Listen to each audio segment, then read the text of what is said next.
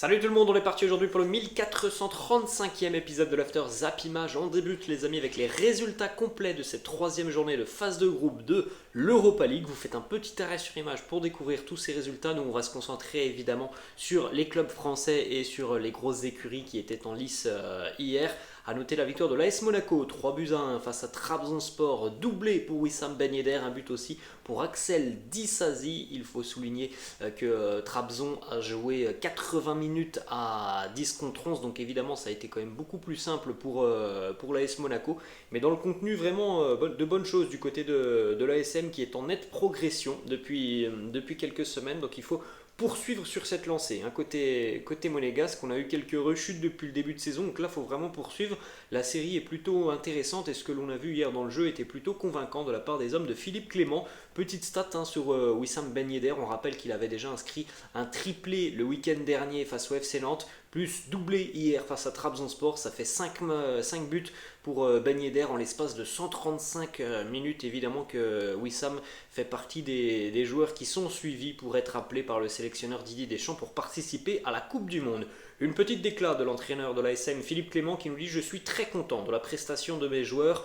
Aujourd'hui, il y a davantage d'automatisme et plus de mouvement entre les joueurs, comme avec toutes mes équipes. Je veux voir du jeu et il faut trouver l'équilibre pour rester dans une bonne organisation. C'est mieux de ce point de vue ces dernières semaines et il faudra confirmer cela par la suite. C'est positif de se créer des occasions de cette manière. D'ailleurs, par exemple, le premier but de l'ASM hier, il est consécutif d'une très belle occasion tout simplement pour les Monégasques. Dans la création, ça a été plutôt bon et franchement hier on a vu beaucoup de bonnes choses. Côté Monégasque, on jette un coup d'œil les amis au classement du groupe de l'ASM. Monaco est deuxième de son groupe avec 6 points. Le leader c'est Ferencváros, les Hongrois de Ferencváros qui ont eux aussi 6 points. Troisième Trabzon 3 points, quatrième l'Étoile Rouge de Belgrade avec 3 points, donc ça reste tout de même très ouvert dans ce groupe. Ensuite, la victoire du Stade Rennais, 2-1 face au Dynamo Kiev. Rennes qui s'impose grâce à un très joli but de Martin Terrier à la 23e minute. Égalisation, là aussi c'est un joli but dans la construction des Ukrainiens de Tsigankov à la 33e. Et le but de Désiré Doué à la 89e minute sur une récupération haute du jeune Désiré Doué. Récupération haute, il vient fixer le gardien, il vient fermer son pied et il le bat donc à contre-pied, le gardien ukrainien justement à la 89e, même si c'est vrai que ça a été long pour le Stade Rennais alors qu'ils ont quand même largement dominé cette rencontre. Ils ont eu un gros coup de mou entre la 25e et la 45e, les Rennais, c'est là d'ailleurs qu'ils encaissent l'ouverture du score, sinon ils ont largement dominé la rencontre, ils ont eu pas mal de bonnes situations. Il a fallu tout de même attendre la 89e avant de voir Rennes donc prendre de nouveau l'avantage dans cette rencontre. Désiré Doué hier est devenu le plus jeune buteur français de l'histoire de la Coupe d'Europe à l'âge de 17 ans et 125 jours. On avait eu Assignon aussi qui avait marqué face à l'Arnaca lors de la première journée à la 95e minute. Donc voilà, la jeunesse qui fait du bien au Stade Rennais en Coupe d'Europe. Une petite déclat de Bruno Genesio qui nous dit une qualité de jeu qui use l'adversaire.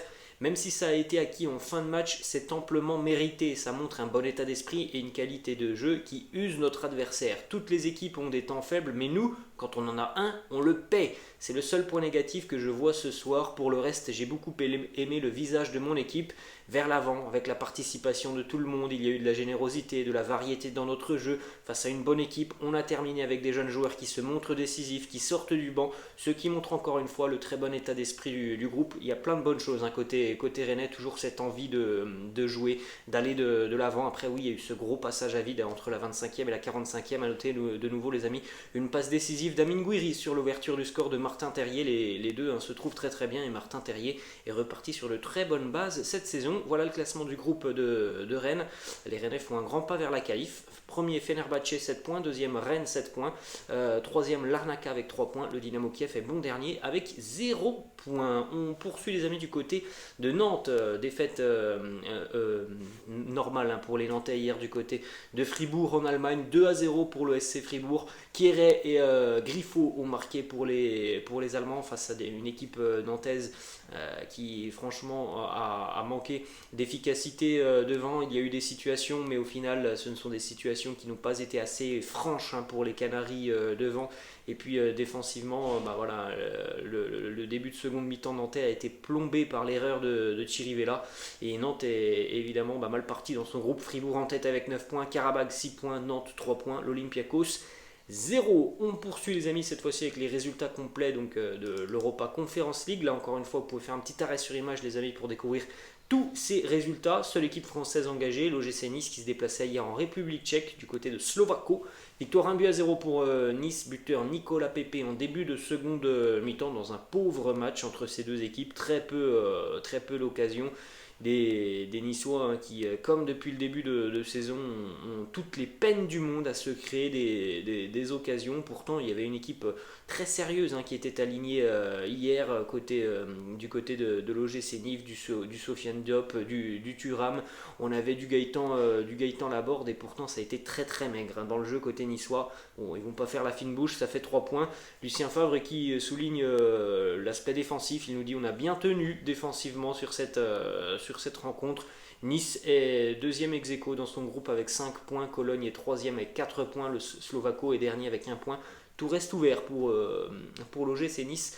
Dans ce groupe, on jette un coup d'œil les amis au bilan des clubs français cette semaine en Coupe d'Europe. Le bilan est plutôt bon. La première journée il avait été bon, la deuxième journée il avait été très moyen. Sur cette troisième journée il est plutôt bon le bilan des clubs français. Seule défaite c'est Nantes, le match nul c'est le PSG, sinon toutes les autres équipes se sont imposées. On continue les amis avec d'autres résultats en Europa League, notamment la victoire de Manchester United, 3-2 du côté de Chypre face à l'Omonia Nicosie. Il fallait relever la tête évidemment pour les Red Devils après la gifle face à Manchester City. C'est chose faite hier, pourtant ce fut compliqué. United a été mené 1-0 dans cette rencontre alors que c'était le premier tir des Chypriotes. Et il a fallu donc attendre la deuxième mi-temps pour voir United réagir et notamment les entrées en jeu décisives de Marcus Rashford, auteur d'un doublé, et d'Anthony Martial qui a de nouveau marqué. Anthony Martial qui a marqué 3 buts sur ses 32 dernières minutes sur le terrain avec les Red Devils. Espérons pour lui qu'il sera titulaire ce week-end. A noter que Cristiano était titulaire sur cette rencontre et que malheureusement Cristiano a beaucoup tenté hier. Soit il s'est heurté au gardien de l'Omonia, soit il s'est heurté aussi au poteau. Regardez sur cette situation arrêtée là que vous voyez les amis. Le but est ouvert pour Cristiano et malheureusement il va prendre la mauvaise décision et ça va toucher le poteau. Le seul but de CR7, on le rappelle cette année, c'était face au Sheriff sur penalty, un attaquant vraiment de rythme et de confiance. Cristiano, ça fait mal de le voir comme ça hier échouer sur ce genre de situation qui pour lui devrait évidemment faire but. Petite déclat d'Eric Ten Hag sur le match de Cristiano qui a quand même 8 tirs hier, il n'y en a pas un qui termine au fond. Eric Ten Hag qui nous dit les 2 premiers tirs de Ronaldo ont été bien arrêtés par le gardien, il a eu quelques occasions, il a aussi créé quelques occasions, quelques espaces, il a fait une course aussi pour le premier but de Marcus Rashford, donc il a eu un impact dans ce match. Il faut souligner le fait que Cristiano a délivré entre guillemets la 3e passe décisive pour Marcus Rashford parce que on sait très bien que si vous avez vu les images, Cristiano ne voulait pas faire passe, il voulait tirer mais qu'au final son tir étant raté, ça fait une passe D pour Marcus Rashford, mais il est évident que si vous regardez bien les images, même lorsque Rashford marque, vous avez l'impression que Cristiano est dégoûté de lui avoir fait une passe et de ne pas avoir marqué. C'est surtout ça qui est assez flagrant sur cette image du 3e but de Manchester United. Autre résultat hier, la victoire d'Arsenal 3-0 face au Bodo Glimt. Encore une fois une prestation très sérieuse des Gunners. Edin Nketiah, Reece Holding et Vieira qui ont marqué côté Gunners. Les Gunners qui font le plein dans ce groupe et sont déjà leaders en ayant pourtant un match en retard. Le Betis s'est imposé hier du côté de la Roma 2-1, côté romain buteur Paulo Dybala qui marque de nouveau du côté du Betis, Rodriguez et Enrique qui marquent à la 88e alors qu'il est tout seul dans la surface de réparation au milieu de les 3-4 joueurs romains et il va réussir à prendre ce ballon de la tête et donc très bonne opération pour le Betis. À noter que Paulo Dybala de nouveau buteur, ça fait déjà 6 buts et 2 passes D pour l'Argentin du côté de la Roma cette saison. On poursuit les amis cette fois-ci avec de nombreuses déclarations de Léo Messi qui a été interviewé par ESPN et Léo Messi a annoncé que ça serait certainement sa dernière Coupe du Monde. Bon, c'est pas non plus hyper surprenant, c'est pas un scoop les amis. On peut imaginer que dans 4 ans, Léo Messi aura certainement pris sa retraite. Donc oui, cette Coupe du Monde au Qatar va être très importante pour Léo, ça sera certainement la dernière de sa carrière. Autre déclat de Léo Messi qui lui dit « Je ne vais certainement pas devenir devenir entraîneur, mais on ne sait jamais. Zidane avait dit qu'il ne deviendrait pas entraîneur, et puis au final, il a remporté 3 Ligues des Champions. Donc voilà les mots de Messi, qui lui, en tout cas à l'heure actuelle, ne se voit pas devenir entraîneur, mais bon, on ne peut jamais dire jamais. Dernière petite déclat de Léo Messi qui nous parle de son fiston Matteo. Il nous dit: Matteo, c'est le même que moi. Quand j'étais petit, il ne veut jamais perdre. Quoi que ce soit, lorsqu'il perd, il est très énervé. Moi, ce que je sais, c'est que lui comme moi, nous ne voulons jamais perdre. Peut-être que dans quelques années, les amis, eh bien, on verra Matteo sur les terrains de football. Ensuite, on continue, toujours du côté du Paris Saint-Germain. Une information du quotidien L'équipe qui nous annonce que le jeune El Shaddai Bichabou a décidé de prendre des cours d'espagnol pour être plus à l'aise, tout simplement, dans le vestiaire parisien, puisque dans le vestiaire parisien, c'est tout de même une anomalie, hein, les amis. Pour un club français, on ne parle pas français dans le vestiaire parisien. En grande majorité, on parle espagnol. Bon, après, il y a beaucoup de joueurs espagnols, mais c'est tout de même, c'est tout de même significatif, hein. Les amis, ça doit être l'un des rares clubs au monde où on ne parle pas la langue du pays dans le vestiaire. Keylor Navas a d'ailleurs précisé: pas besoin de parler français dans le vestiaire, tout le monde parle espagnol. Ensuite, une petite information qui concerne Nuno Mendes. On en a parlé hier, les amis. La mauvaise nouvelle côté parisien: Nuno Mendes est victime d'une lésion au niveau des ischio-jambiers. Absence de 3 semaines à 1 mois pour Nuno Mendes. Donc on ne sait pas trop s'il va revenir avant la Coupe du Monde, hein, pour le PSG. Il devrait être disponible pour le Portugal, mais pour revenir avec le PSG, on peut avoir des doutes. Ensuite, une petite déclat aussi de Neymar sur l'aspect défensif et le travail défensif. Il nous dit: évidemment, je sais que je ne suis pas un défenseur extraordinaire, mais j'essaie au moins d'aider mes coéquipiers du mieux que je le peux. Bon, on sait tous, hein, les amis, que Mbappé, Messi et Neymar ne sont pas les plus grands défenseurs de la planète, mais il est évident que ne serait-ce que le fait de venir se repositionner, eh bien, c'est quelque chose qui est très important dans le football, et on voit Neymar avoir notamment beaucoup de replacements défensifs cette année qui sont assez importants. Ensuite, on continue, les amis, avec l'ouverture de la 10e journée de Ligue 1 ce soir du côté du Groupama Stadium. 40 000 personnes sont attendues pour ce match entre l'OL et Toulouse. Les Gaunes sous pression. 40 000 personnes qui vont d'ailleurs venir encourager l'OL, mais il faudrait vite que ça tourne en la faveur des Gaunes, hein, sur cette rencontre. Sinon, ça pourrait devenir très compliqué pour les Gaunes sur le terrain si le public se met tout simplement les joueurs à dos. Donc c'est un match important pour l'Olympique Lyonnais après ces 4 défaites consécutives.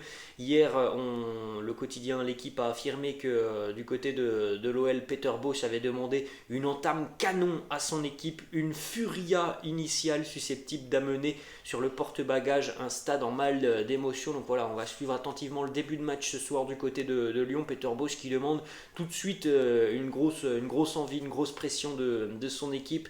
Une déclaration aussi d'Anthony Lopez en conférence de presse hier. Il nous dit: dès l'entame du match, on doit foutre le feu le plus vite possible, amener tout le monde avec nous.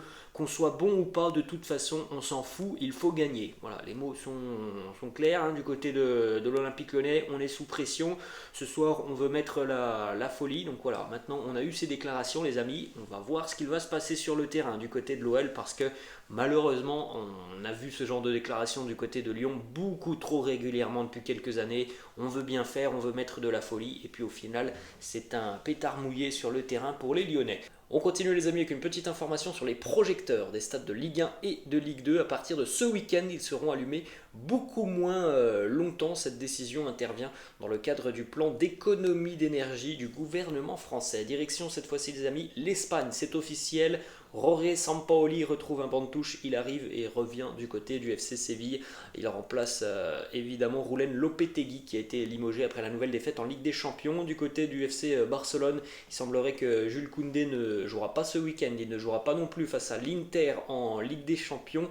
Xavi et son staff restent optimistes afin que Jules Koundé soit disponible pour le Classico dans une semaine. On continue, les amis, du côté de l'Angleterre. Blessure à Chelsea, on en a parlé hier. Wesley Fofana qui a quitté le match de Ligue des Champions face à l'AC Milan en béquille. Wesley Fofana va être forfait entre 4 à 6 semaines. Très mauvaise nouvelle pour l'équipe de France, très mauvaise nouvelle aussi pour les Blues de Chelsea. Toujours du côté de Chelsea, les amis, les Blues ont dévoilé hier leur troisième maillot. Vous pouvez jeter un petit coup d'œil sur cette image avec des couleurs assez sympas pour ce troisième maillot des Blues de Chelsea. Autre information du côté de Chelsea, c'est Foot Mercato qui nous annonce que N'Golo Kanté se prépare à quitter les Blues. Il n'est pas disposé à prolonger son contrat à l'heure actuelle avec Chelsea. Bon, les raisons certainement sont d'ordre de la teneur de ce contrat. Le Français souhaiterait tout de même poursuivre sa carrière du côté de Londres. Donc du côté de Londres, il n'y a pas 36 options. Évidemment, Arsenal et Tottenham sont donc deux options envisageables. Ensuite, les amis, justement, du côté de Tottenham, une mauvaise nouvelle hier pour les Spurs qui ont perdu Gianpiero Ventrone, actuel préparateur physique des Spurs de Tottenham, ancien membre notamment du staff de la Juventus, décédé hier à l'âge de 62 ans des suites d'une maladie.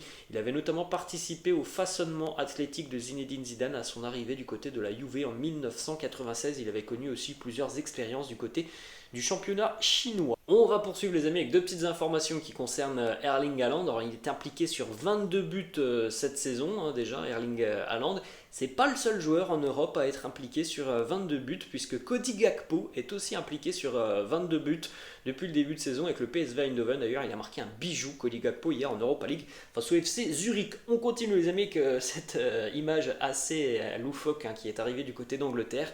Il y a vraiment eu une pétition qui a été envoyée auprès du Parlement anglais, une pétition qui a d'ailleurs recueilli près de 2 millions de signatures. Voilà le titre de cette pétition: exclure Erling Haaland de la Première Ligue parce que c'est un robot. Oui, cette pétition a vraiment existé les amis et elle a eu à peu près 2 millions de signatures avant d'être retirée évidemment par le Parlement anglais. On termine les amis avec une information justement qui concerne la sélection anglaise. Kyle Walker est très incertain pour la Coupe du Monde au Qatar. Le joueur s'est récemment fait opérer au niveau de l'aine. On l'a vu Kyle Walker être touché le week-end dernier face à Manchester United. On a vu pas mal de pépins physiques depuis le début de saison aussi pour Kyle Walker. Donc pour le moment, c'est un gros point d'interrogation sur la présence ou non du défenseur et latéral international anglais au mondial au Qatar. Voilà les amis, la fin de cette vidéo. J'espère que ça vous a plu. N'hésitez pas comme d'habitude à lâcher un petit pouce bleu. N'hésitez pas non plus à vous abonner à la chaîne. Je vous laisse, je vous dis à la prochaine. Ciao.